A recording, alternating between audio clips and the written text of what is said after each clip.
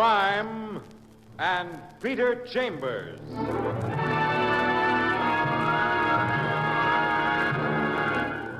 Created by Henry Kane, transcribed and starring Dane Clark.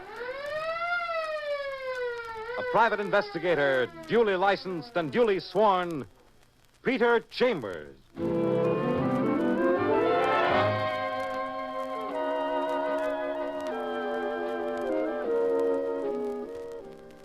You're a private eye. That's your business. Anything else, that's for laughs.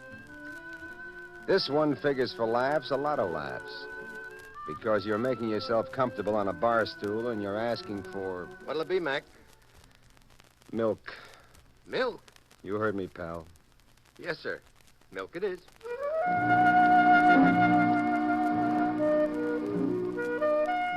It's a great, big, beautiful bar. The Peacock Room. And down at the far end sits a blonde. Quite a blonde. You like the beige suit and the scarlet blouse and the long beige gloves. And the swell of the blonde hair on her shoulders. You like the queer cut of her eyes, upswept at the edges, and the green from where you sit. You like the curved red, wet lips and the clean line of the eyebrows. But best of all, you like the glass of milk that's sitting there in front of her. What's with the milk today, Mac? Search me. You want a chaser? Maybe heavy cream, homogenized? Do me a favor, pal. Yeah? Go be funny somewhere else. Will you please? Well, sure, Mac. No offense. You know how it is. Milk.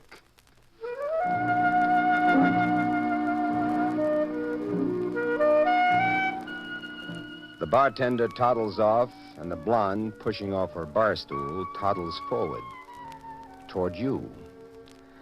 Sitting as she was with the bar hiding half of her, you've been wondering about her legs. Now you cease wondering. No complaints. Are you Peter Chambers? That's me, lady, doing a workout in the latest bottle-fed formula. On my request. Yes, ma'am, and if I'd have known it was you who was requesting it, I'd have really gone to town. Double milk. I want to talk to you somewhere alone. No objections to that. We're somewhere alone. My place. How's that? Fine, if you'll tell me where your place is. Hotel Baldwin, Suite 518. Good enough. We go now? No, I'll go first. You come there about 5 minutes. Oh, real mystery-like, huh? Well, I suppose that's the kind of business I'm in. One slight, unimportant bit of information. Yes? What's your name? Abigail. Abigail Chrisenberry. See you later, then.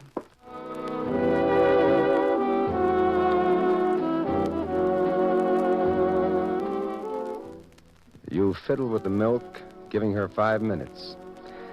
Then you hustle out of there and make for the Hotel Baldwin. The elevator takes you up to 5, and you're at Suite 518. Well, Mr. Peter Chambers. You're in a fancy sitting room. Abigail Chrisenberry looks just the same. Beige suit, scarlet blouse, beige gloves, only in these more intimate surroundings, she looks twice as good. Will you have a drink, Mr. Peter Chambers? I will, Miss Abigail Chrisenberry. Only if it's milk, I pass. No, I think the milk routine is getting boring, though it had its purpose. Do you like scotch? Scotch I love. Good. Scotch, then, for both of us.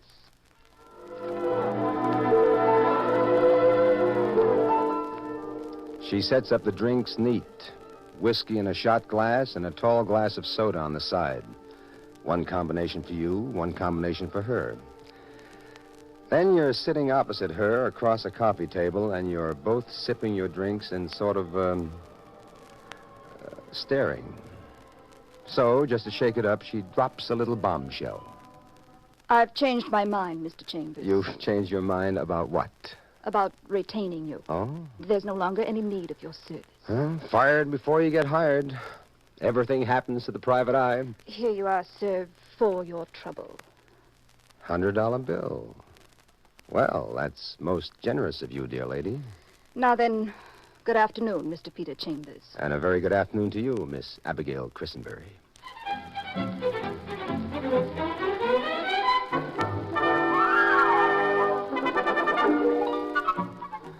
So, with the $100 bill clutched in your little hot hand, you go back to the office and attend to business. You could have refused a scene note, but a lady's got to pay some kind of a penalty for having a guy sit around drinking milk at a cocktail bar. Anyway, you dismiss her as some kind of a gorgeous crackpot. But she doesn't stay dismissed, because you're home that evening experimenting with imported Swedish herring and well-buttered pumpernickel bread when...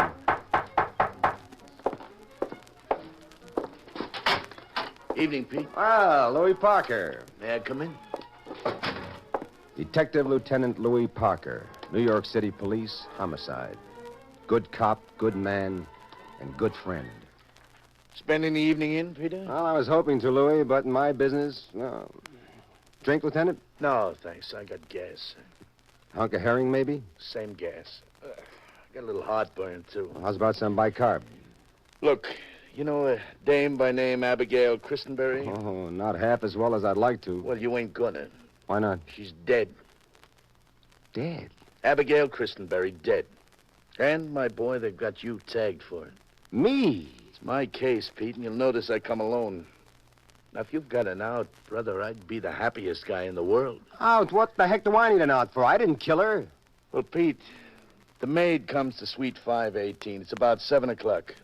This Abigail is under the bed in a kimono with the back of her head belted in, her face mashed up, but bad. You wouldn't know it was a face. Well, what's that got to do with me? First off, we find your name and address in her pocketbook. Well, that's evidence. Gives us a peg, so we hang our hat on it. Glasses on the coffee table have fingerprints.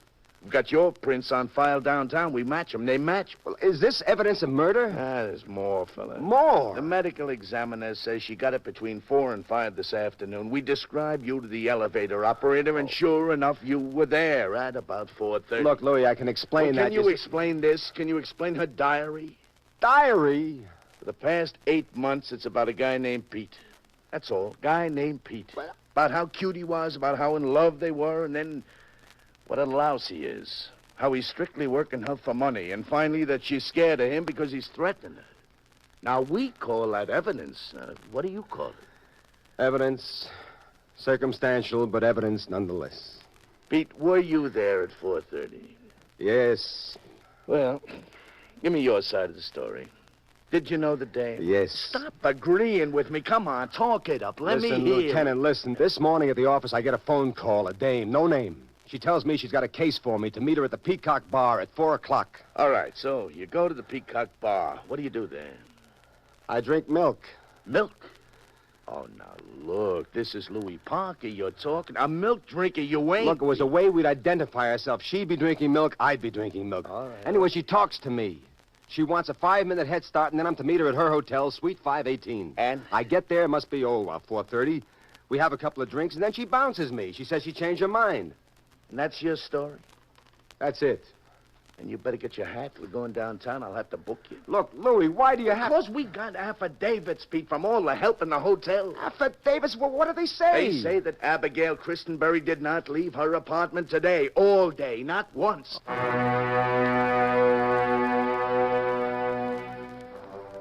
It was crazy, but it could jam you. If Louis takes you downtown, the DA's machinery jolts into action. With what they can prove, the grand jury will squirt an indictment at you faster than you could fall off a ferry boat. And suddenly, you've got it. What is it, Pete? I hope it's good. Louis, look, you found my fingerprints on a shot glass of whiskey and a tall glass of soda. Right.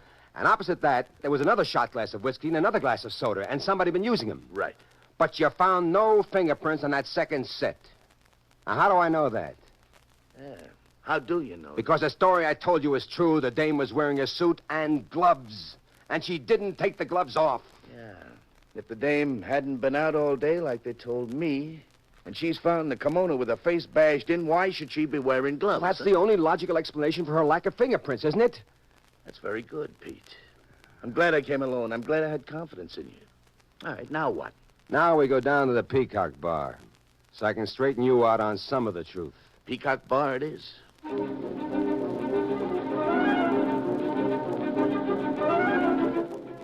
You slip on your holster and you clip your gun into it, and then you're riding across town in Parker's car. On the way, you ask questions, and Parker supplies the answers. Abigail Chrisenberry, a very rich widow worth millions. No family at all except one guy, a brother named Timothy York. Timothy York, huh? Yep. And he inherits the millions, is that it? He inherits, all right, but he's clear, Pete. He works for an ice cream company, but he worked all day, even had his lunch sent in. There's an office staff of 30 people can back it up. What kind of a guy? Well, he's a mousy little type. Pretty old, too. Maybe 65. A rather young wife. No children. But we've already cut him out as a suspect. He just couldn't have done it. Physically impossible. 30 full-grown witnesses. Here's your Peacock bar.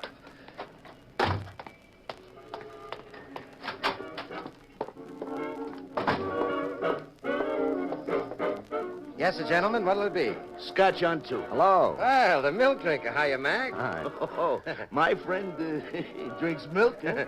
Good way to cushion yourself for a bender. Drink milk in the afternoon. Go on, tell him about the other milk drinker. Other milk drinker? Yeah, the dame. The beige suit, scarlet blouse, beige gloves. Dames.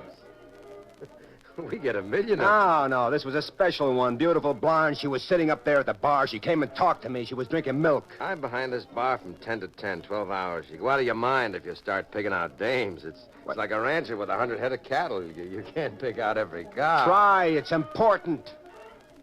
Well, I'm trying, Mac. Believe me, but it ain't no use. I'm sorry. Okay, let's get out of here.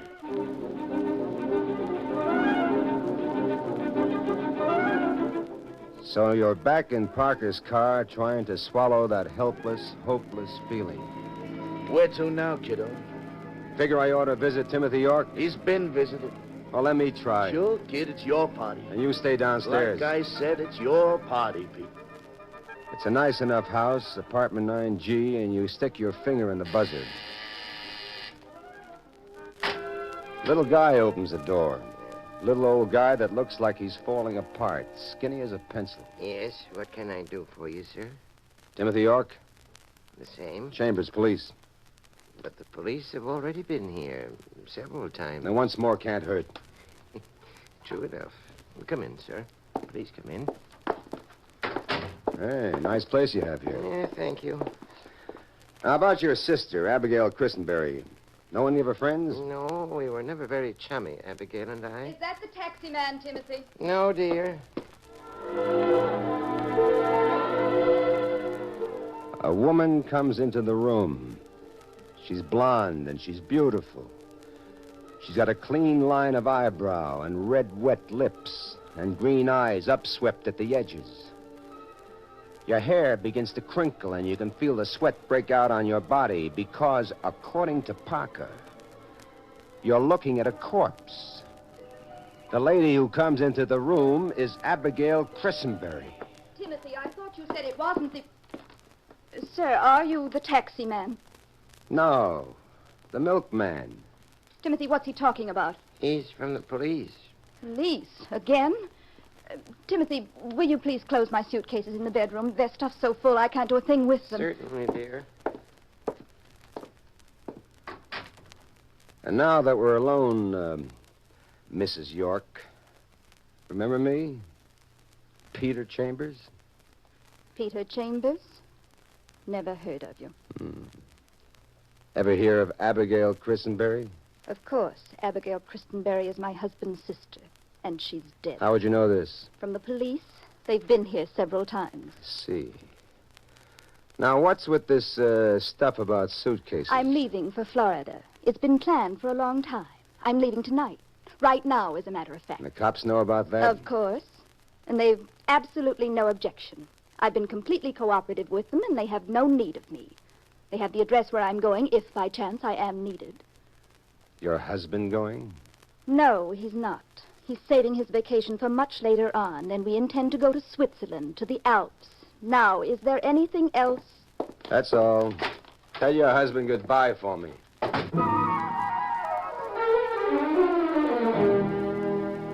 Back in the police car, you bestow a kiss on the damp and untranquil forehead of Detective Lieutenant Parker. Hey, what's that for? For having confidence in me and for having patience and for playing ball. Okay, ball player. Who's up now? You. How do you make that, Pete? Mrs. Timothy York is coming out any minute. She's on her way to Florida. I know. Only she's not going. Who's stopping? You are. Oh, now what? Look. When she comes out, you pick her up and bring her to one of the precinct station houses for further questioning or anything else you want to dream up. But just see to it she's detained. You sure you know what you're doing, Pete? I'm positive. Just play along with me a little longer, and we're liable to knock one right out of the ballpark.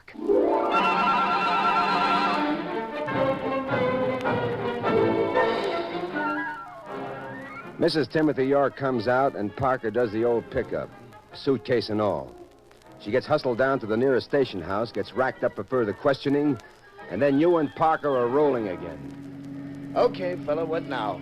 What time is it, Louis? It's almost 10. Peacock Bar. Again? The Peacock Bar, Louis. Now, look, if we keep hitting that joint, both of us are liable to wind up loaded. We're not going in this time. No? What are we going to do? Sit and stare through the window and watch the others drink? We're going to wait for that bartender. He says he quits at 10 o'clock. And then? And then he and I are going for a ride or a walk or something.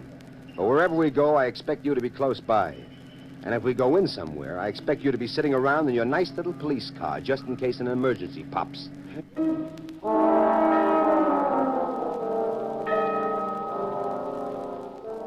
He stops the car near the Peacock Bar. You shift your .38 from the holster to your side pocket. You get out of the car and you wear out the sidewalk in front of the fancy tavern until High Shoulders come strolling out. Okay, Dimples. What? What do you want? The lump in my pocket is a gun, and I'll use it if you make me. Sure. You understand about guns? Yeah, I understand. Fine. Now, where are you heading? Home. How do we go? You heard me. We walk. It's nearby.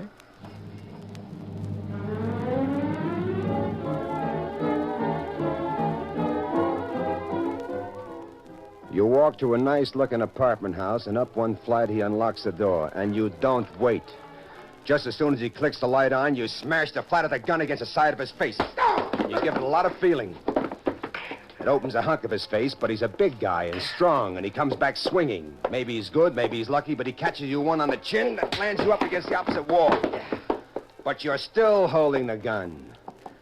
And then you hear the click of the switchblade, and you see him throw it, and you roll over, and the knife makes a gong of the wall. You reach for it, and you sit there like a cockeyed arsenal, a gun in your right hand and a knife in your left. And you see him come at you, and there's no other way. You aim it low. Catches him in the thigh, it knocks him over. The rest is easy. Okay, pal. It's talking time. What? What do you want? What's your name? Ryan. First name. What's it to you? Look, Ryan, it's murder we're fiddling around with, and when you fiddle with murder, you play it rough, like this. Now, let's do it nice, huh? What's your first name? Peter? Peter. Just like mine, huh? I don't know what your name is. That's a lie. Now, let's play the name game some more. Let's try Mrs. Timothy York. I never heard of her. That's not what she says. What? Just in case you think she's on her way to Florida, give another think. What? She's Where? in the pokey, pal, Huh? talking her brains out. Well, why do you think I've come after you? She sent me. She did it? She says it was all your idea, that she says that you're number one. She's using a method. If you are number one, you get the chair and she gets off light. Now, whose idea was it? Hers. Hers, the dirty...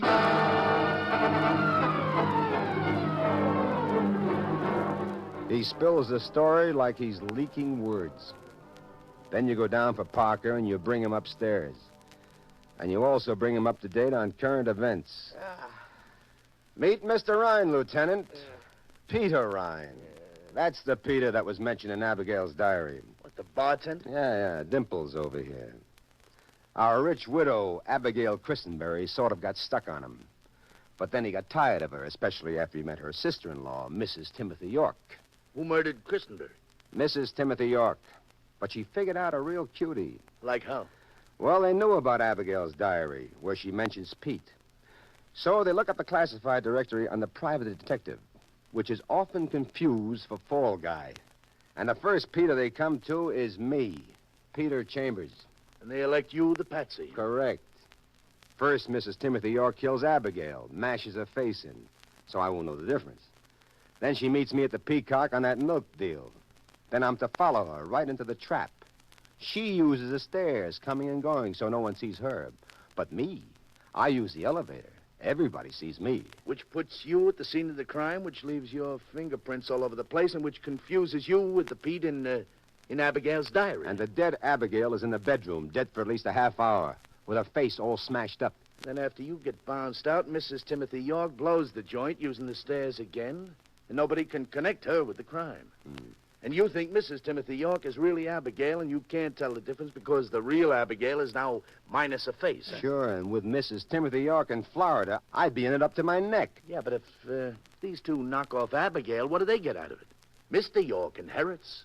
Mrs. York planned a trip to Switzerland with Mr. York. Mr. York would never have come back from there. He'd have tripped on an Alp or something.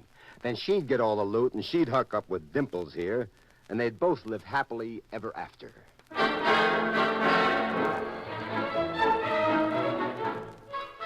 So your namesake gets booked downtown, and Mrs. York gets booked downtown.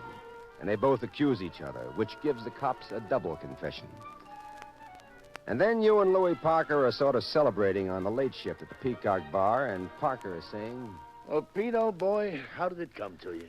well, you're a good friend. That's how it came to me. You gave me a chance to run around a little bit. I saw Mrs. York, which I couldn't have if she'd beat it for Florida. And the minute I see her, I realize I'm in the middle of a frame job. Mrs. Timothy York, who told me she was Abigail Chrisenberry. And you tie that up with a bartender that forgets one of two milk customers in the same afternoon, huh? He remembered me. How could he forget her? So the moral of the story is don't lose patience and don't lose confidence in a friend, even if you're a cop. It's got another moral, Lieutenant. And that is? Don't drink milk at a whiskey bar.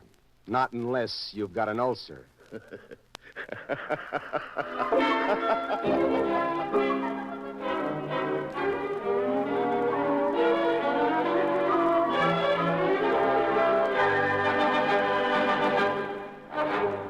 And there you've had Crime and Peter Chambers.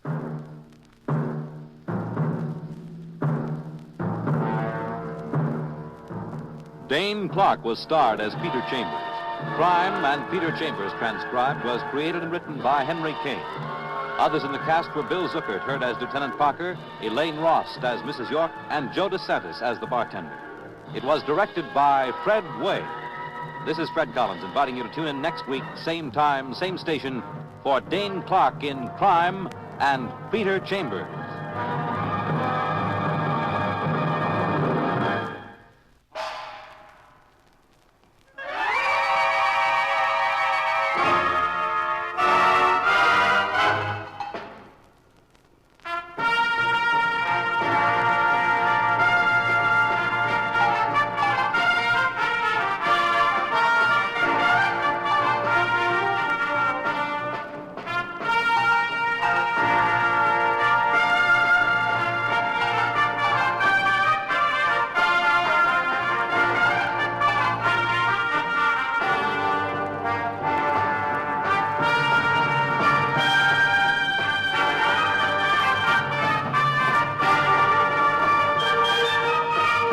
Crime and Peter Chambers has come to you through the worldwide facilities of the United States Armed Forces Radio and Television Service.